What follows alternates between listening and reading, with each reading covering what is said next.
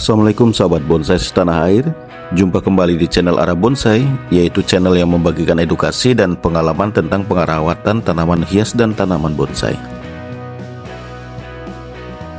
Di video kali ini, saya akan bagikan update kondisi bahan bonsai sancang mame yang sedang dilakukannya program perantingan dan perimbunan daun. Dan di video sebelumnya, saya sudah melakukan tahap-tahap perawatan yang bertujuan supaya program perantingan dan perimbunan daun makin rimbun dan makin lebat.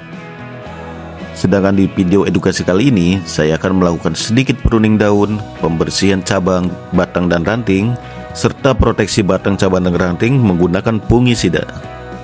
Di video pertama dan kedua, saya sudah membagikan perkembangan program perantingan dan perimbunan bonsai sancang mame tersebut, supaya sahabat bisa mengikuti perkembangan dan hasil dari cara perawatan bonsai sancang mame yang saya bagikan dan saya lakukan. Serta sahabat juga bisa mempraktekannya di pohon bonsai yang sahabat miliki sekarang. Dan dalam pemrograman perantingan dan perimbunan daun bonsai tersebut, saya memang tidak melakukan grounding, namun saya cukup menggunakan tambahan media tanam dengan cara double pot. Dan dalam pemrograman perantingan dan perimbunan daun dengan kondisi cuaca seperti sekarang, yang musim penghujan yang sangat rapat dan minim cahaya matahari, memang sangat susah karena di musim penghujan, jangankan program bonsai, menjaga kesuburan dan pohon tetap sehat pun itu sangat gampang susah. Karena di musim penghujan, bonsai rawan terkena musibah, misalkan daun rontok, mati ranting, media tanam harus pas dengan kondisi cuaca, serta mudah terkena hama dan kutu putih. Namun sahabat tidak perlu khawatir, karena di video-video yang saya share, ada beberapa tips untuk pencegahan dan penanggulangan untuk pohon bonsai jenis apapun itu di saat musim penghujan. Dan seperti biasa, sebelum saya lanjutkan videonya, channel Arah Bonsai masih membutuhkan dukungan dari sahabat-sahabat semua. Jadi jangan lupa like dan subscribe channel Arah Bonsai supaya saya lebih semangat lagi dalam berbagi tugas tentang tanaman hias dan tanaman bonsai. Berikut perkembangan program daun dan perantingan pada bahan bonsai sancang mame yang saya rawat selama ini. Di bagian perantingan makin rapat, serta di bagian daunnya pun makin rimbun dan makin mengecil. Namun, untuk mendapatkan daun yang ukurannya lebih kecil lagi atau ukuran mikro, sahabat harus sesering mungkin pruning daun supaya nantinya daun mengecil, dan juga sahabat juga harus ekstra sabar karena memerlukan waktu juga. Tetapi, kali ini saya masih fokus memaksimalkan pada program perantingan dan perimbunan terlebih dahulu, karena itu program dasar sebelum melakukan pengecilan daun. Jadi, alangkah bagusnya sahabat pemrograman apapun itu dalam suatu bahan bonsai, harap selalu bersabar dan selalu berurutan tahap demi tahapnya, supaya pohon bonsai yang sahabat miliki bisa sempurna hasilnya dan puas dalam pemrogramannya.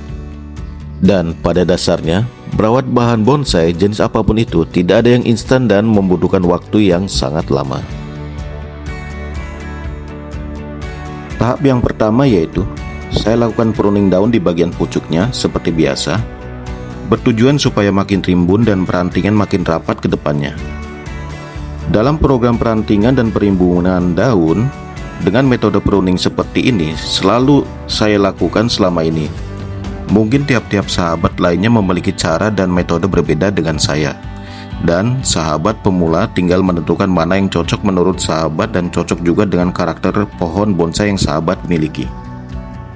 Dan dalam perawatan sehari-harinya pada bahan bonsai sancang mame berikut di musim penghujan seperti sekarang, yaitu saya selalu menyiram meskipun pohon bonsai tersebut terkena hujan seharian.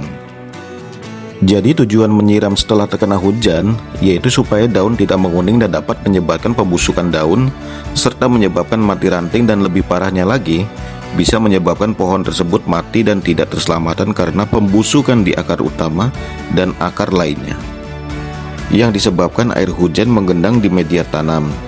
Sedangkan air hujan kandungan zat asamnya sangat tinggi. Dan dalam pruning daun kali ini, saya memilih pucuk-pucuk daun yang sudah memanjang dari batas atau dari karakter yang diinginkan.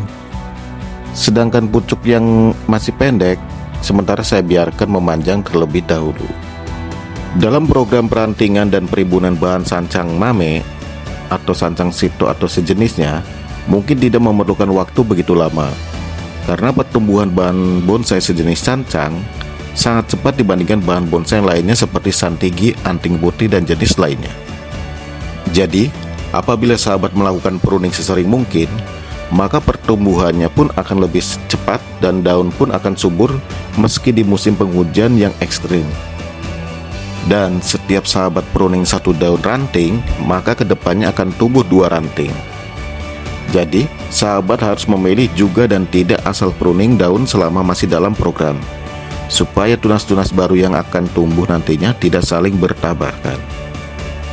Pruning daun bonsai apapun itu dengan secara teratur sangatlah penting untuk memaksa pohon agar pertumbuhannya lebih merata dan mengembangkan dedaunan yang sangat lebat. Dan saya melakukan pruning daun pada bonsai tersebut yaitu setiap 1 minggu sekali, dan tergantung juga kondisi pohon tersebut. Dan kadang sebelum 1 minggu pohon tersebut sudah rimbun dan waktunya di pruning. Simak videonya baik-baik dan jangan di skip, supaya sahabat bisa mempraktekannya pada bonsai sahabat miliki. Dan semoga video-video edukasi yang Ara Bonsai bagikan selalu bermanfaat.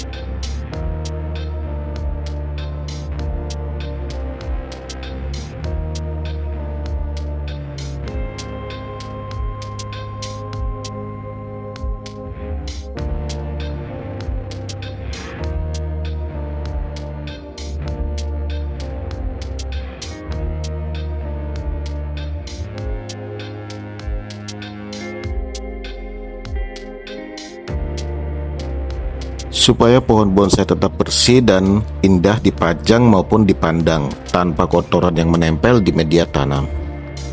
Jadi, untuk para sahabat bagi yang memiliki bahan bonsai atau bonsai jenis apapun itu, alangkah bagusnya kebersihan pada bonsai yang selalu diperhatikan dan selalu dibersihkan.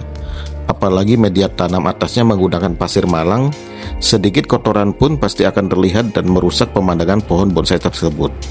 Dan apalagi sahabat memiliki pohon-pohon bonsai yang diperuntukkan kelas kontes, jadi harus selalu bersih dan rapi.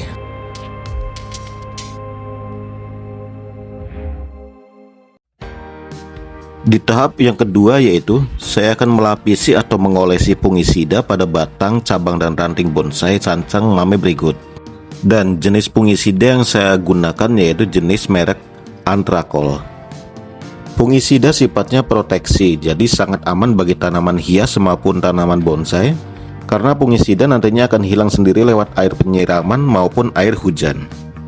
Berikut manfaat fungisida jenis Antrakol untuk tanaman hias atau tanaman bonsai, yaitu 1. Mengendalikan jamur dan fungi yang dapat merusak tanaman hias ataupun bonsai. 2.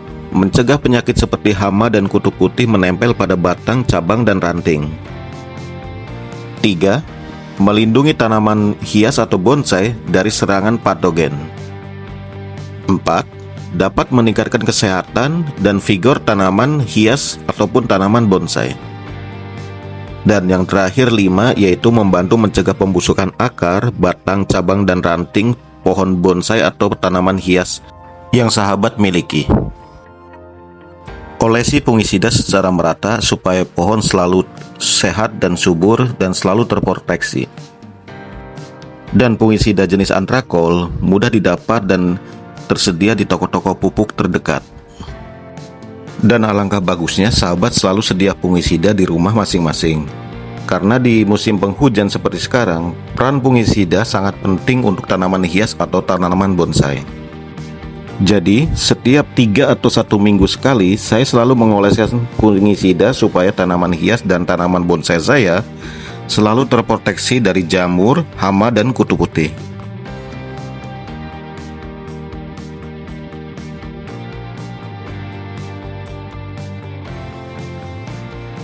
Dan tahap yang terakhir atau tahap yang ketiga yaitu penyiraman atau penyemprotan air yang sudah dicampur vitamin B1 dengan takaran dosis yang sesuai.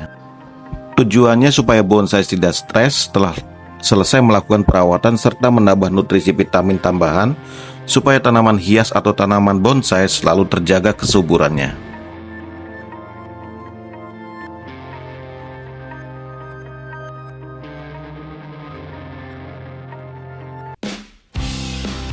Berikut tampilan pohon bonsai sansang mame setelah selesai dilakukannya perawatan. Dan jangan lupa setelah selesai semua, pohon bonsai langsung dijemur di bawah full sinar matahari. Karena jenis bonsai sansang mame sangat suka tempat panas dan bagus untuk pertumbuhan dan kesuburannya. Dan apabila sahabat menggunakan metode double pot seperti saya berikut, media tanam maupun pupuk di pot tambahannya selalu diperhatikan juga. Karena akar-akar yang menembus ke pot tambahan akan mencari nutrisi tambahan di media tanam yang ada di pot tambahan. Terima kasih sudah menonton video channel Arah Bonsai. Apabila dalam video edukasi kali ini ada salah kata dan kurang dalam penyampaian, Arah Bonsai memohon maaf sebesar-besarnya. Ambil sisi positif dan buang sisi negatifnya. Channel Arah Bonsai hanya berbagi edukasi berdasarkan pengalaman dan selama ini saya lakukan, dan tidak ada maksud untuk menggurui para sahabat semua. Dukung terus channel Arah Bonsai dan semoga video-video edukasi channel Arah Bonsai bermanfaat bagi sahabat semua.